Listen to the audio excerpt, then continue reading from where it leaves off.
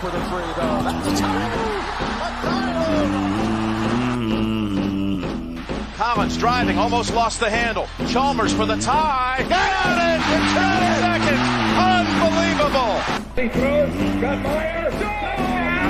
Touchdown. Gary Meyer. And he used to tell me, those places are great, but there's no place like Kansas.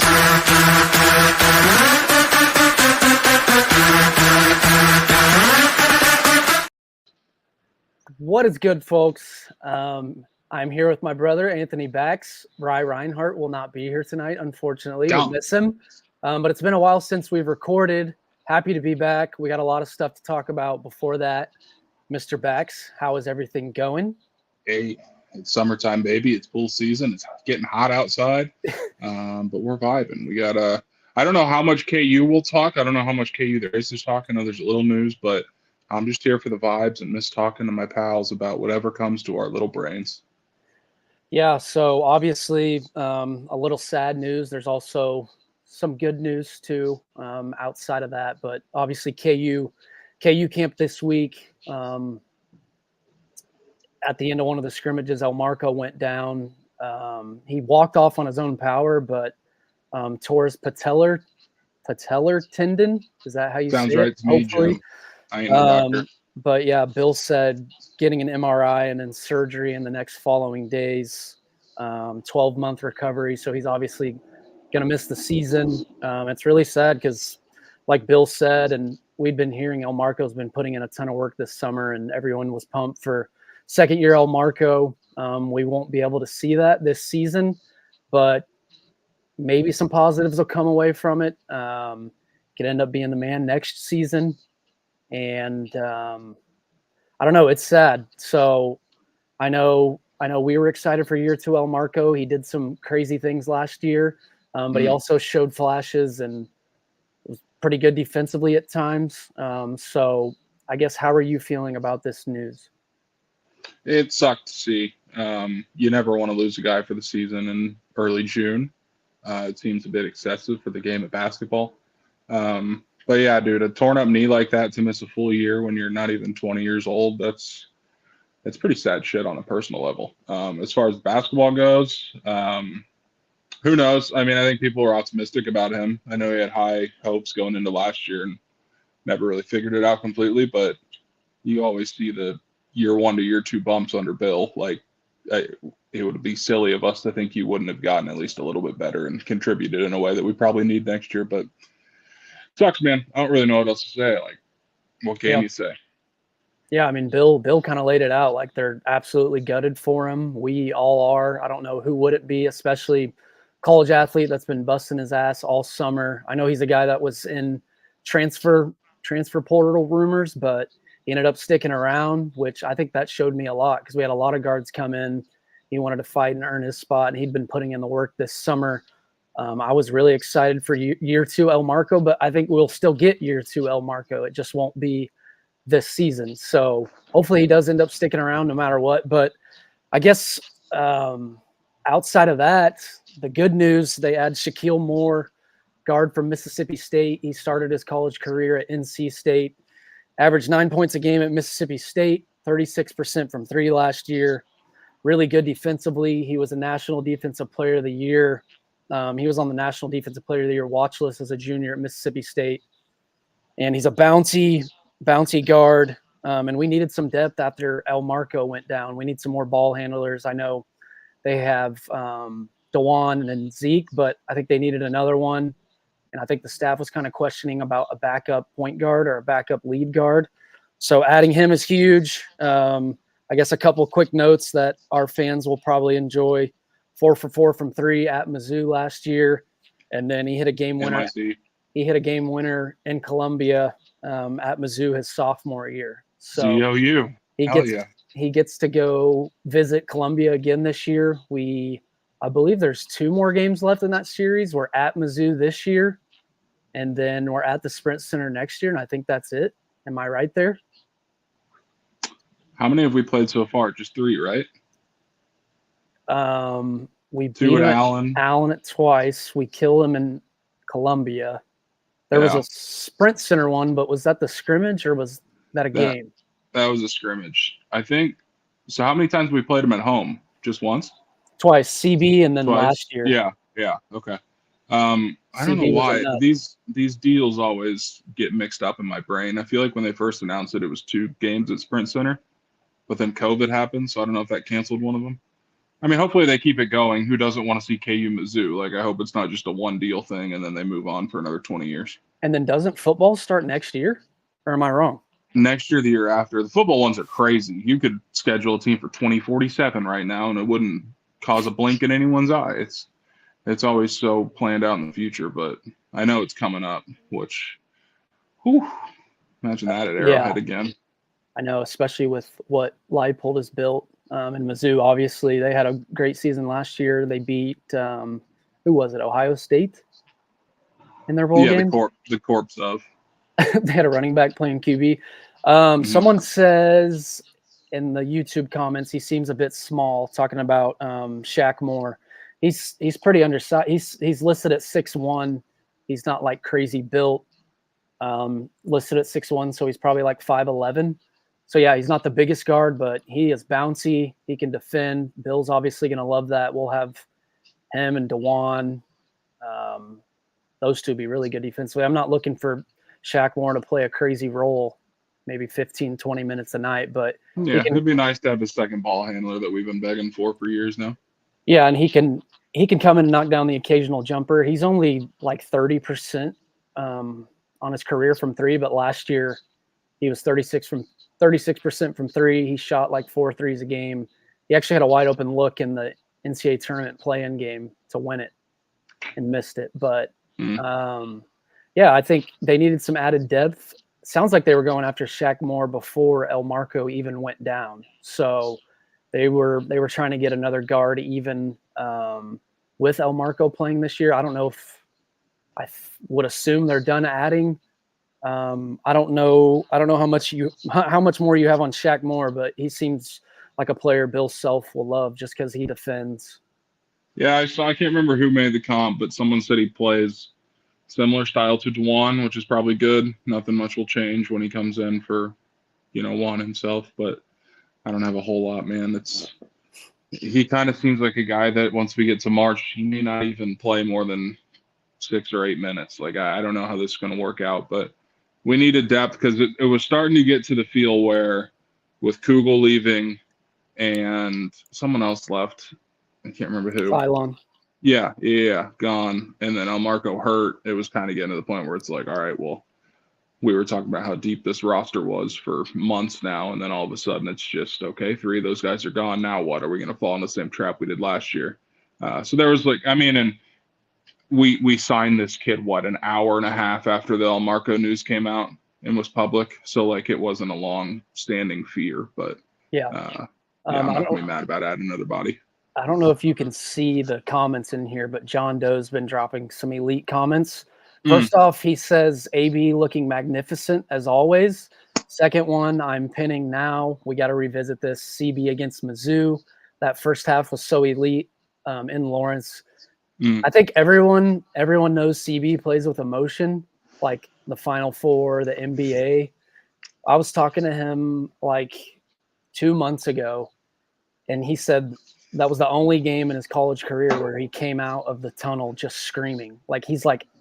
He told me, I have no clue what was going on, but I never came out of the tunnel like that. He's like, my body just took over and I just started screaming before I even got on the court. And I remember Lisa and Donnie sitting behind the bench. Jesus. I remember them sitting behind the bench, and Kwanzaa was obviously coaching for Mizzou, and Parker had played for Kwanzaa at Mizzou. And so I guess you can say the Brown family aren't the biggest Kwanzaa fans. CB, I remember him hitting a 3, got fouled right by the bench, and was just literally screaming at Kwanzaa. You remember this? The first 2 minutes, CB was just screaming, his face was red. He's screaming, going nuts, losing his mind. He was a monster. Yeah. A literal monster. And that's the Chris Tehan game, right? To get to a hundo. Yeah. Elite. But yeah, that was an incredible moment. And then last year, against Mizzou at Allen, they kind of made it interesting, right? Yeah, they really did, and they were awful. The people do not forget that they did not win a game in conference last year, and we beat them by like 9. Yeah, I know, because I was looking at our history last night, and I remember we got up pretty big, at least by halftime, and then they cut it close. Evan H says Rakis Passmore, leading scorer in the scrimmage, is wild. Yeah, I think he hit 3 or 4 threes. Anthony Bags. Yeah. Tell me if this is corny or not, but would a Rakis shoot more nickname pass or like a T-shirt? Like, would that be a good one? Or what if he just starts chucking jumpers? Here's the thing.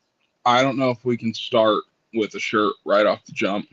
I think we get to mid-December and he's played some minutes and he isn't shooting, and he's like 8 for 14 from 3, but he's like scared to shoot still for whatever reason.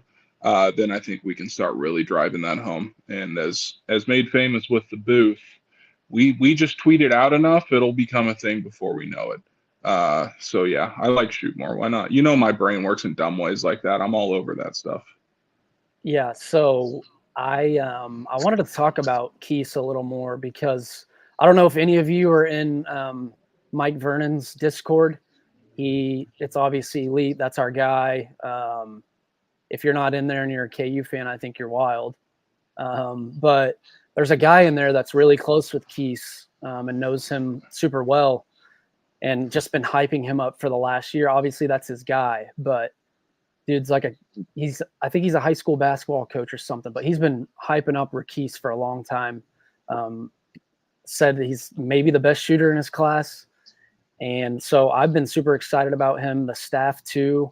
Obviously the scrimmage doesn't mean a ton, but he just got on campus a couple days ago and he's already looking super bouncy and can shoot it. So I'm pumped for him. And I know the staff is. And another freshman I want to talk about is Flory, who the staff, just talking to people close to the program, the staff is so excited about Flory. And I see him making a really solid impact this year. I'm not saying he's going to play 20, 25 minutes a game, but I think he's going to be an elite backup to Hunter. I don't know how tall Flory is, but Bill keeps making comments about him being 6'7". I think he's a couple inches taller than that. I think Bill's just exaggerating, but I think he could be a problem in the pick and roll, catching lobs. I know it'll definitely be a switch up from Hunter. Like Hunter going to pick and roll, pick and pop, shoot threes. I think Flory's going to pick, roll to the rim, and catch a bunch of lobs, and you'll hear Brian Haney screaming about Flory. Two-hand thunder jam. So, we haven't even talked about Furphy, but yeah, Flory. Furphy. What is there to say about Furphy? We knew he was gone. We knew he was gone in January. Us two said it on this very podcast that he was gone. Just back to Flory though. Energy, high motor, plays insanely hard. He's going to do all the small things. He's going to finish around the rim. I'm really pumped about Flory. So I don't know if you could, like a dude. I don't know if you could see any of the comments. I haven't been following along with him. I can pull him up if need be. Yeah, so we got Furphy. Obviously, I think Furphy is a guy that in a different draft class, maybe he would have been back, and I think he would have thrived year 2 under Bill. Like, I think Furph would have had an awesome year this year. And DeJuan might have had 12 assists a game. You got Furphy, Rakis, or Furphy, Storr, Ryland Griffin, Hunter. I don't know if those guys would have came if Furph stayed, but DeJuan would have averaged 15 assists. I would have. Broke Aaron Miles' record. But yeah, I still think, we talked about it months ago. Furphy, 6'9", can shoot it, long, athletic, bad class, and his potential is through the roof. So it's a guy that I think will still sneak in the first round in the draft later this month. I hope he does. But yeah, I never expected him to come back. I think it became more realistic as the process went on. Just because I think he loved Lawrence and wanted to experience a little more. That's kind of the thing I'm sad about, is that just seems like a guy that if he stayed 2, 3, 4 years, our fans would have been obsessed with. Like, we already loved him. But would have been a guy that now you stay 1 year and go, we don't dislike you, but it's just like one of those things where it's hard to fall in love. Like Andrew Wiggins, Embiid, like we love those guys, but it's yeah. But like, what's a moment that we're gonna remember from Furphy from last season? Like when someone says Johnny Furphy in 5 years, what are you gonna think of? Yeah, I remember that like 1 or 2 week stretch where he was. I Player think on it the team. started at Stillwater, where he was averaging 15, 20, and we thought this team could take the next leap because of him, because you had Juan, Kev, and Hunter, and we needed that fourth guy. We needed some depth because we weren't getting anything from our two guards. So I remember that little stretch because it was right like early January, like when the Chiefs were winning playoff games, and I remember being excited about that. So, what else do we have? Too much depth. Bench wise, never a problem. I think obviously you're going to start DeJuan. You're going to start Griffin or Zeke at the 2, probably Griffin. You're going to start Store at the 3. You're going to start KJ at the 4, Hunter at the 5. And then you're obviously going to have one of Zeke. You're probably going to have Zeke. You're going to have Flory. You're going to have Shaq Moore. Who else am I forgetting? Anthony. I mean, do people think Rakis is actually going to produce this season? You got Rakis who could play, but obviously we're talking Bill Self gets his rotations kind of down to 3 or down to 8, 7 or 8. Clements probably won't play a ton just because I think Flory will probably be the backup to spell Hunter some minutes. So I don't know if I'm forgetting anyone else. I hope not. But I don't want this to sound bad. Because I don't want this at all. But could some positives come away from Elmarko's injury? Just from Elmarko as a player and for this roster? Because now you have a super senior in Shaq Moore who's experienced. He's proved it at the Power 5 level at 2 different schools. Elmarko, high recruit McDonald's guy, but he hasn't quite done that yet. Even though I wanted Elmarko to play. Like I had high expectations for him. Guys take second-year leaps. But could a year off for him maybe improve his game? He learns a bunch. He gets even more work in. And then maybe it helps our team because you have Shaq Moore, a guy that has kind of played in NCAA tournament games. He's been around 2 different schools. He's a senior, has a ton of experience. Like he's proven and he's safe. Is that crazy? I don't think it's crazy. I think it's less crazy for this year's roster than it would be for Elmarko personally. In theory, yeah, he can absolutely learn a lot and, train harder, get better while he's injured. But also at the same time, not to sound dark, but God, what if he's just never the same again? And obviously you don't hope for that. The knee injuries are scary, dude, especially what do you call it? The patellar, like 12 months recovery time in the original press release is crazy long. Like they're going to do some serious reconstruction on his knee. And so I think long term, I hope he bounces back, and he could. And if he does physically, I think mentally this year where he just has to sit and watch will be very helpful for him. But as far as the team goes, I think you're absolutely right. Like what do we always say? What wins in March? Guard play, experience. We just added a second ball handler because if it wasn't him, Elmarko would be the backup point guard. And if we really wanted DeJuan to play 28 minutes instead of 38 minutes, someone's going to have to do it. Did we trust Elmarko to do that in that role? Maybe, I guess, but I think it could be a win-win. But exactly right. Yeah, so I guess I had heard just from some people at camp that right away it wasn't good. I'd heard potentially season ending. I guess Bill kind of said Elmarko is going to be fine like a minute after it happened, just to the campers and all the kids. So I kind of had an idea it was going to be bad and that it could be season ending. But yeah, I guess 12-month recovery is kind of the thing that shocked me. So if you're looking at next June, I mean, I guess you don't really have much of an off season, at least to be like explosive training wise. So who knows if he'll even be 100% or game ready by the beginning of next season. So I guess that is kind of a thing to think about, and it's kind of scary. Just all in all, I'm gutted for him. Like, he didn't have the freshman year he wanted. I think he debated the portal, and he ended up sticking around, and now he doesn't get to play a single second this season. So, God, I'm really gutted for him. That shit sucks. I don't know how much basketball you want to talk, but I don't have much else. We got a few months before we really get deep into it.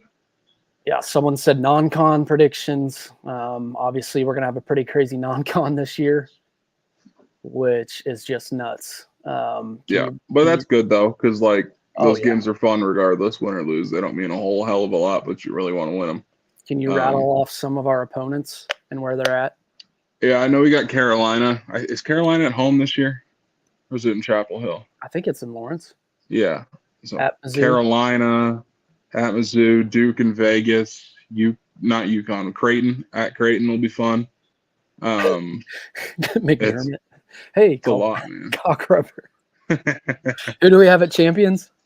Michigan State, I believe. So we got Izzo, we got UNC, we got Shire, we got Cock rubber. God, that is it's a bear. Deep stacked team. Obviously, not a lot of these games are going to matter. I know our 21-year-old selves would probably be all in on these games, but we're here to tell you that those games do not really matter. I know we want to beat Duke and UNC and all them, but they're fun though. It feels a lot better when you win them. It's going to be a great, tough challenge for this team, and hopefully gets them ready for March. I mean, Big 12's obviously going to be stacked like always, but I love it. And going to Chapel Hill, we got to go on one of these trips. We got to go to Chapel Hill. I don't know what they announced for Duke KU. I can't pay attention as much these days. Las Vegas, Nevada, if that makes sense, for a team from Lawrence, Kansas, and Durham, North Carolina. Get out of here, dude. I wouldn't hate going to that. I don't know. I might be going to Vegas in August, so I don't know if I can do that twice. Here's the thing. What if you win a shit ton? Have you seen the videos of Dead & Co. at the Sphere with John Mayer, our boy? Dude, you have to see these things. I think I saw a couple. He's so good. It's him, but then the Sphere is like the trippiest thing you'll ever see. It looks insane. And I've been wanting to see them for years now. And I see these videos, and I see a couple every day. And I'm just like, yeah, I got to get out there for a show. I mean, who knows how much longer it's going to be. So seriously, I think early August, that's going to be it for me. Well, I wanted to say before we get going, before we talk about KU football, we're going to talk about Bill Walton too, because we have to. I love him so much. I want to tell everyone listening, thank you for being in here. Thank you for commenting. If you guys could go subscribe on YouTube, we're so close to 1,000 subscribers. I think it's like 30 or 40 away. If you guys could help us get to 1,000, tell your mom, tell your dad, tell your nephews, cousins, friends, girlfriends, side girls, anyone. I'd love to get to 1,000. Let's talk about Kansas football, though. We got a comment in here. It says, KC Jayhawks better pack Arrowhead, an absolute must. I'm worried about that. Yeah, absolutely. Talk about it. Well, like my biggest worry is the students. I think Kansas City has a big enough base that there will be non-students there. But how many can we realistically think? 25, 30? That doesn't even fill the lower bowl, does it? Well, it's like, I'm not going to sit here and hate on the students at all. Like, the crowd wouldn't be what they are without them. But you see games in Lawrence last year where we're winning games, and it doesn't take much effort to get there. And I know you want to drink. I get that. That's all I did in college. But if you're going to a football game where the team's good and they're winning, I don't understand leaving the game or not wanting to go. I think everyone knows how quickly Leipold's changed everything around and all the hype you have going into this season after last. But part of me still feels like maybe not a majority, but some of the fan base just isn't all there with football yet. And maybe I'm wrong. I don't know. but I feel like we should be all in. We should have our hopes through the roof this year, especially with our schedule. But I feel like it's tough for us to get there sometimes just because of the battle wounds since Mangino left. But I don't see why we couldn't get big crowds, and we desperately need it. Like, it is an absolute must. And I think our home schedule is very favorable. I was looking at it earlier. We got Houston. Bad. We have Illinois. Or not Illinois, UNLV and Lindenwood at Sporting. And those are tough ones, baby. And then you have Lindenwood's a battle. And then you have Colorado. You have Iowa State. That'll be tough. TCU. So I don't see why they couldn't go undefeated at home. And I want elite crowds. And I feel like this team deserves it. Like Devin Neal, talking to him like a month ago, he's telling me the only reason I came back is to win a Big 12 title. Like, all these dudes, all these seniors are back. Grimm, Arnold. I don't even know what JD is. Is he a senior? Who knows at this point? Him, Neal, Highshaw. All those guys are back. I think they deserve huge crowds. And, dude, I love this team's chances to win double-digit games this year, which isn't even a hot take. They won 9 games last year or whatever. If they stay healthy, like, I think they have a legit chance to go to the Big 12 championship game based off of their schedule. And I am nervous about Arrowhead. Obviously, it's a 70,000 person crowd or 70,000 person capacity.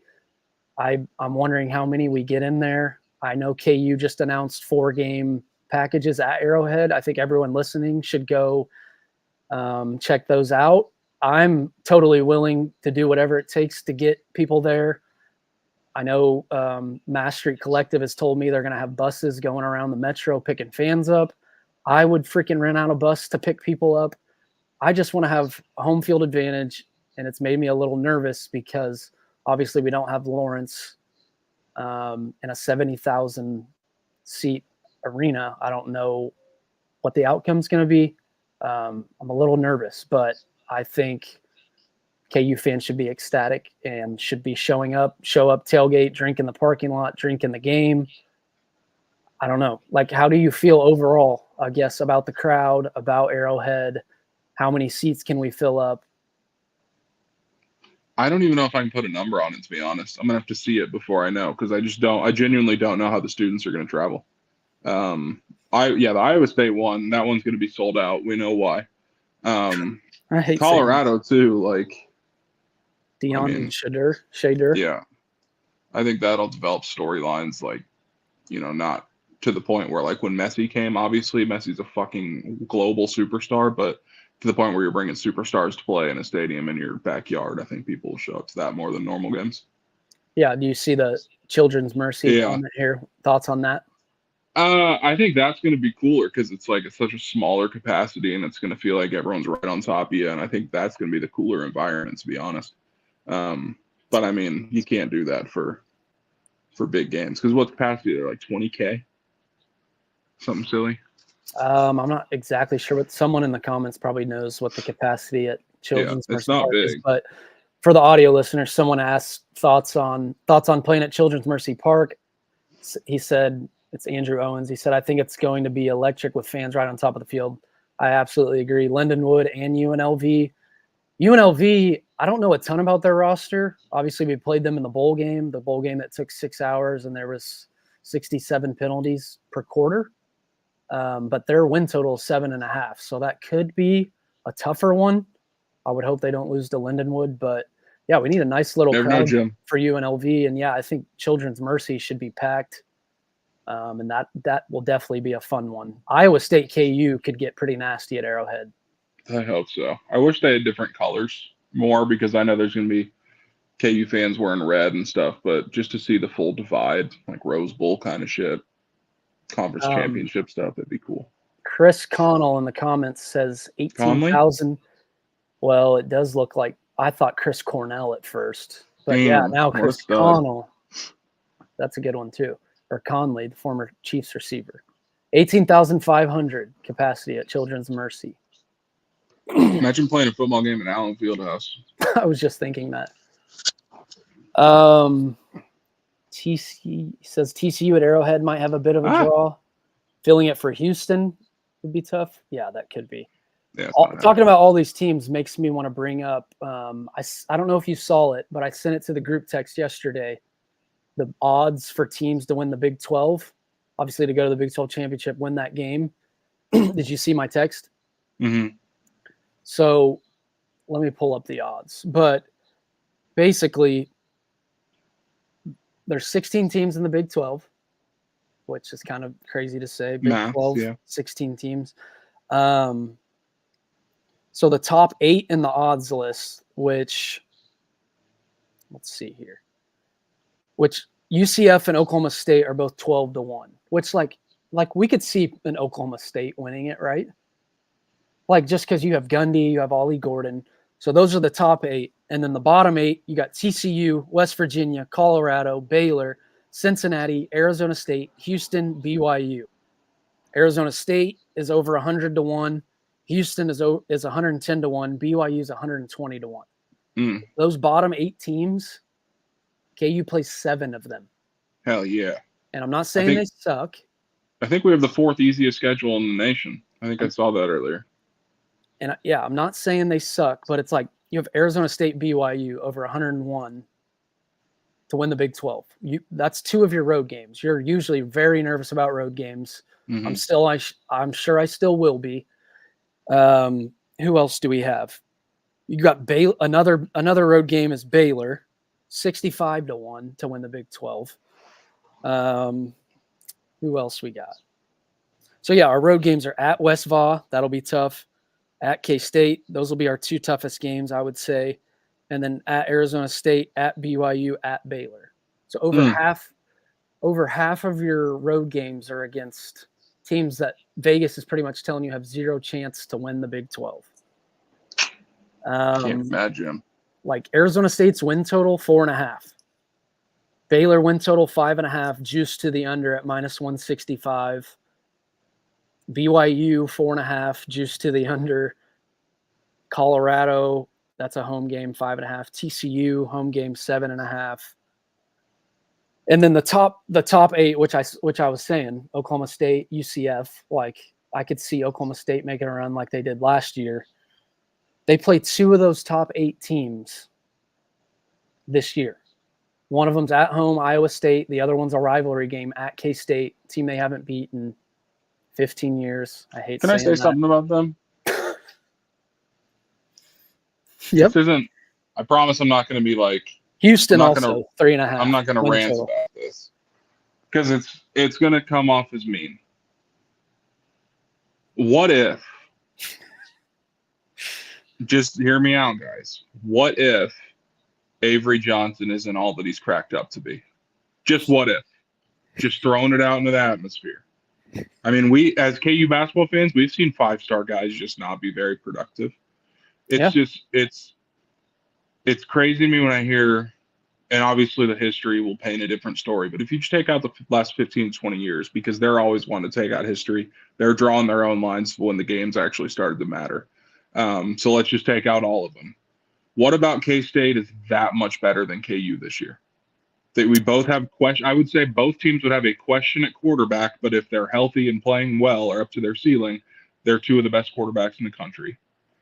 And then other than that, they were more or less the same team last year. I know they beat us. The game was close. We ended with the same amount of wins. Like, obviously, historically, they're better than we are. But going into this year, I don't see a single reason why they should be, like, that much better than we are. And ESPN agrees. I don't know if you've seen it. I've seen 47 tweets about this.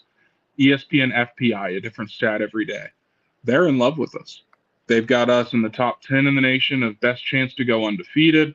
They've got us as the favorites to win the conference. They've got us as, I mean, all these stats, it's shocking that we're talking about KU football here. But this team could be good, really good. And like we were talking before, let's go to Arrowhead. Let's have some fun and see a game in that stadium for a little bit cheaper than you can on Sundays or Mondays or Wednesdays or Thursdays or Fridays, Saturday even this year. But yeah. It's definitely the history there with K-State. They beat us 15 years in a row. People, I said it earlier, people don't want to buy into this KU football hype because it is KU football. They just went through maybe the worst decade of all time. Ever. Decade plus. So yeah, I don't think they want to buy in. But yeah, like you said, they won as many games as them last year. I know K-State won. They beat us in Lawrence, and obviously you don't want to make excuses, but KU was right there. They had a chance to take a 3-score lead or whatever it was with Cole Ballard in there. Jason Bean wasn't able to go. We don't have to get into it, but yeah. I'm just kind of making my case of why we are right there. And I don't like, I'm not going to sit here and say we're better than K-State right now, but I'm sitting here saying, like, I don't think they are head and shoulders better than us. No. Like, I think they have a great chance to make the Big 12 title game. And I really think Avery Johnson is a stud. I think there's a reason for sure. I get your question. My thing is, you just let Will Howard walk and go to Ohio State. That kind of just tells me right there how good Avery is, or at least how good they think he is. So someone says in the comments, how good is Illinois this year? I was looking that up earlier. They are 150-1 to win the Big Ten. Their over-under is 5.5 wins. By the way, average ball club. By the way, Illinois hired Brett Bielema over Lance Leipold. Tough. You know what? You don't like seeing that kind of stuff, Jim. Also, personally, I do, but they don't. Also, I mean, now it's like we've got both their coaches. What's their athletic department going to do? I mean, we got them both, and they're just sick. And they're not a bad program at all. Trust me. I mean, they've got a lot to root for. Elite Eight this year. They only gave up a 3-0 run.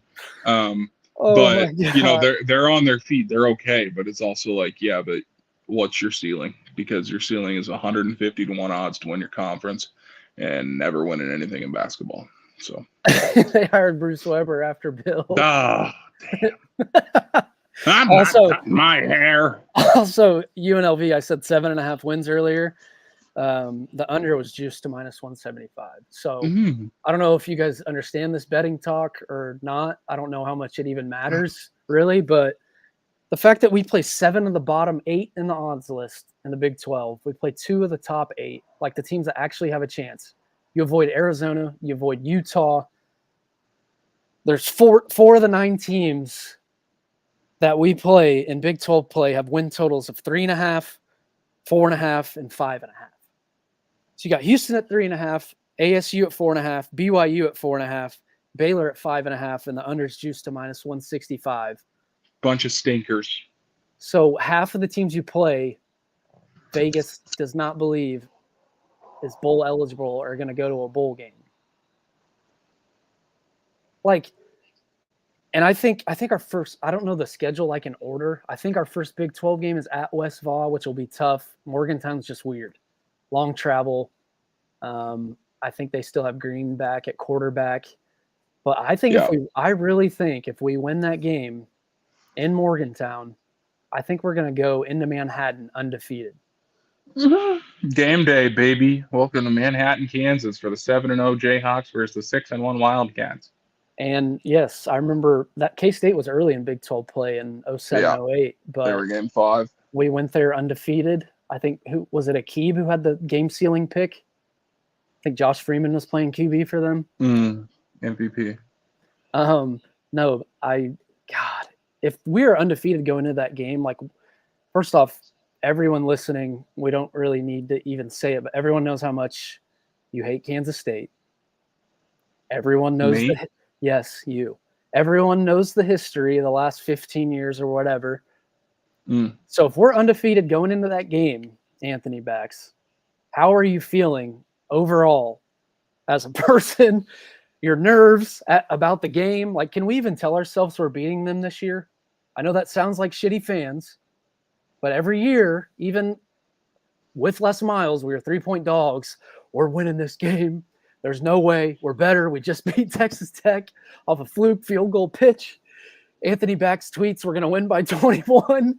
We get fucking shit stomped in gray fucking uniforms with red and blue sleeves, whatever those were. Disgusting. We lose by 100.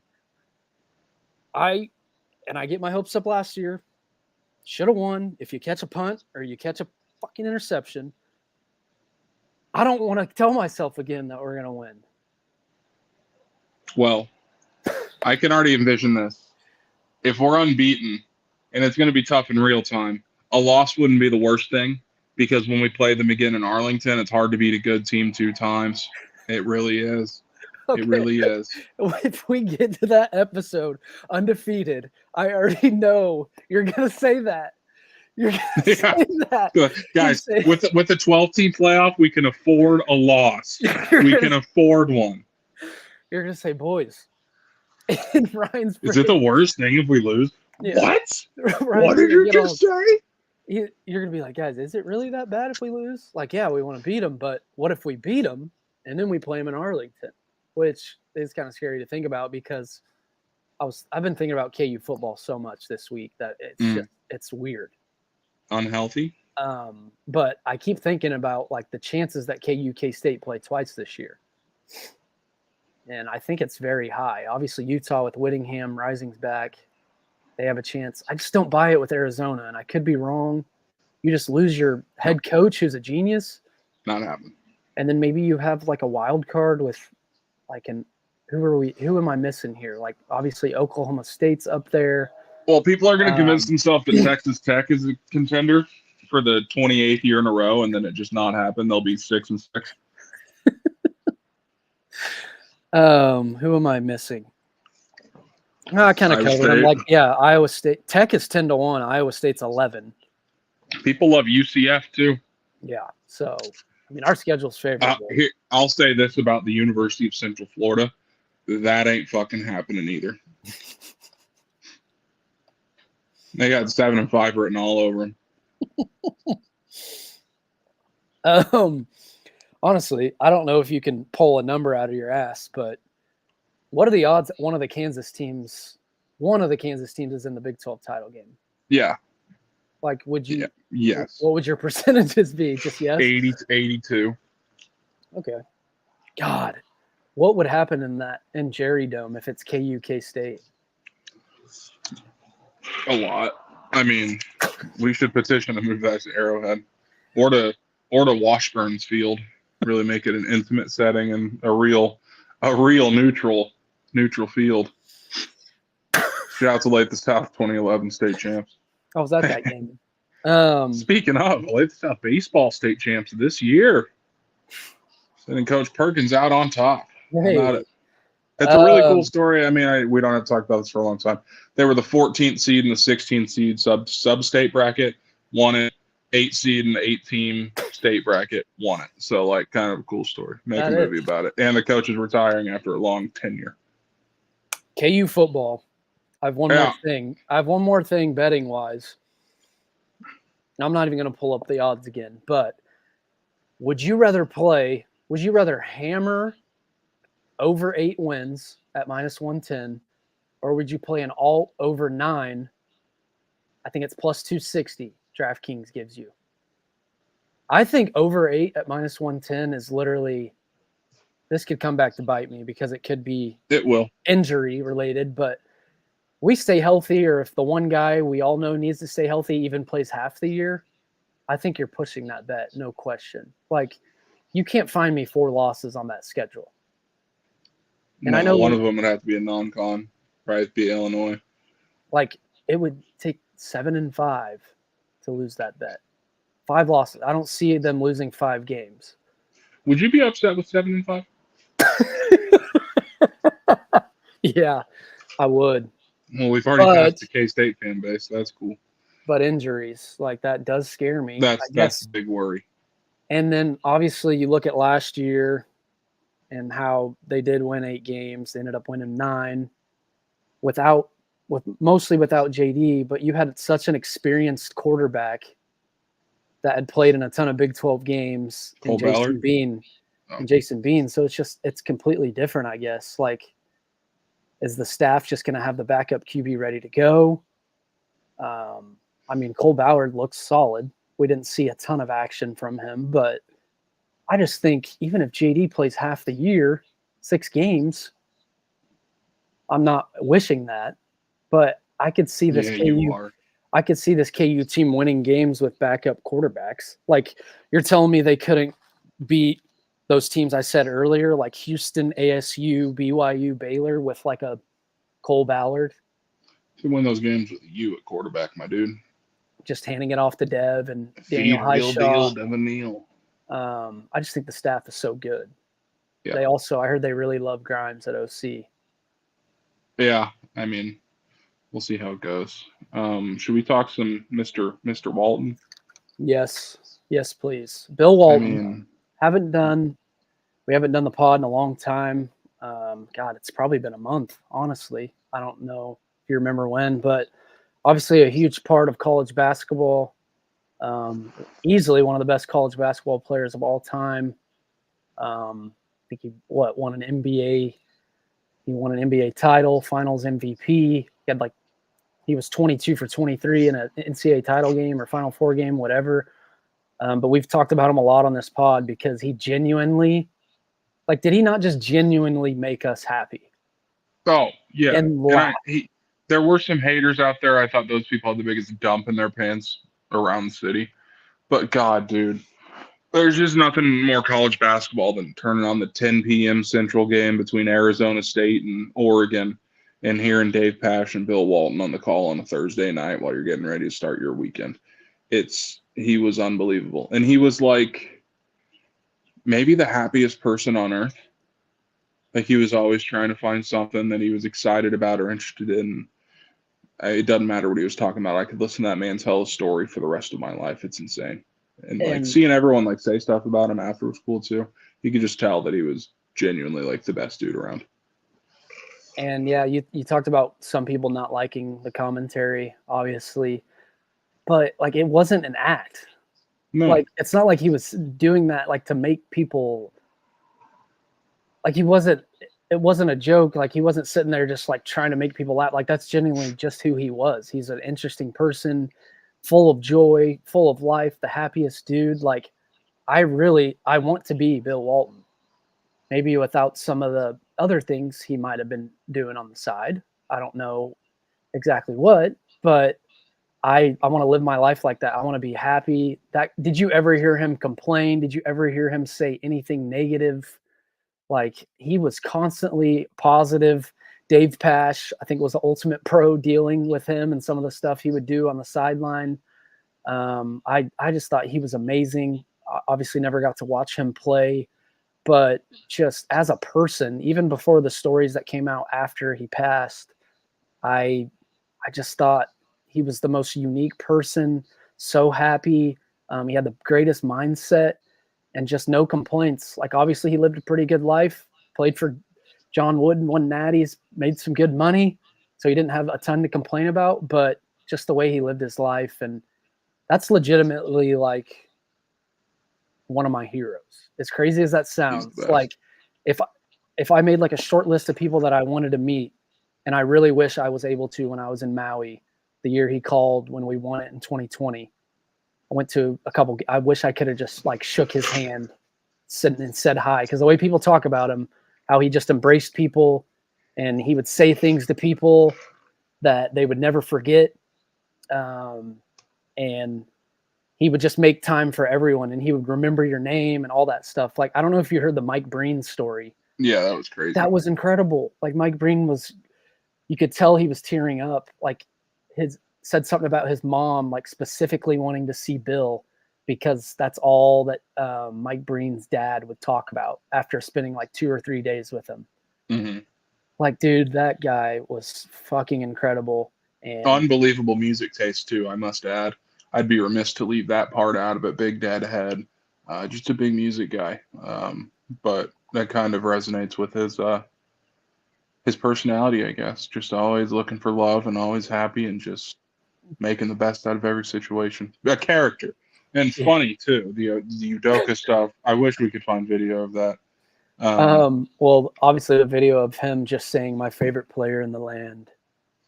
And with his glasses on and talking about volcanoes or what was not volcanoes, but he was like going across Pash's face talking about this Kansas team.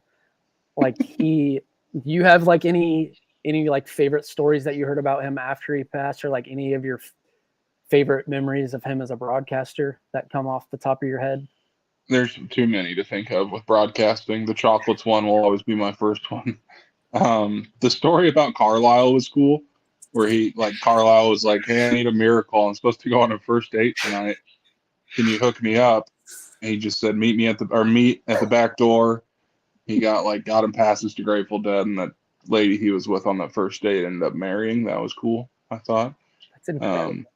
But yeah, just an all around dude, and I could listen to his stories forever. I don't know if you guys have seen it or not, but if you guys go to Dave Pash's Twitter feed and just go to his media, please go do that if you haven't, and go look at go through until you find the text that Bill Walton sent him, and they are the funny. Like if you read them in his voice, you'll laugh for hours. Like I think I spent a whole day, one day, just looking at Bill Walton content and just reading those, and I just kept basically he would watch games that Dave Pash was calling, and he would text Dave and just be like, "I don't know who this guy is calling the game, but he just said something that sounds just like you. He said, 'I have no idea.'" And that sounds just like that's not exactly what he said, but I guess Dave had said, "I have no idea." And he texted Dave and was like, "That sounded just like you." And you just have to go read the text, I guess, and read them in his voice, and you'll lose your shit, because he was absolutely the funniest person ever. And it's sad. Maybe he would have called some KU games against Arizona or against some of the Pac-12 teams that are coming, but it's kind of wild that he passed right when the Pac-12 officially became not a conference anymore. Yeah, because boy, did he love the Pac-12. Conference of Champions. Hey, I gotta go here pretty soon because I'm a sleepy guy.